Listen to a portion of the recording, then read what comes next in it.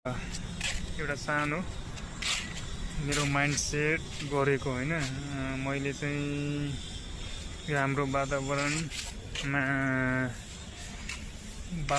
मैत्री भनौं eco friendly जुन चाहिँ हाम्रो वातावरणलाई कुनै असर गर्दैन र त्यो चीज चाहिँ हाम्रो एजुकेसनमा युज हुन्छ हैन त्यो चाहिँ eco friendly pen making machine बनाउनको लागि मैले चाहिँ तयारी गर्दैछु।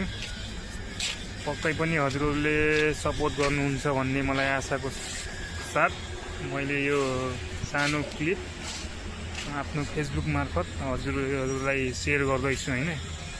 त्यो चाहिँ पेपर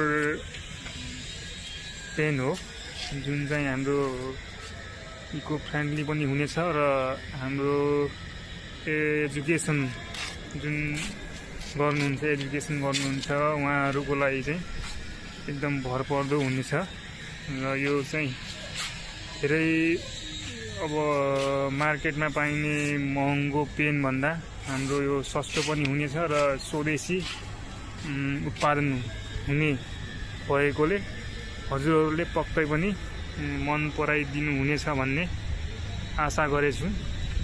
अब म केही दिनमा त्यो मेसिन बनाउने प्रोसेसमा लाग्नेछु र त्यो मेसिन कसरी बनाउने के बनाउने भनेर म आफ्नो फेसबुक र आफ्नो युट्युब च्यानलमा पनि भिडियो पोस्ट गर्नेछु।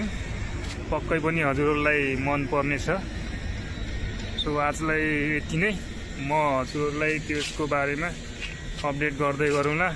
है त थ्याङ्क यू फर वाचिङ।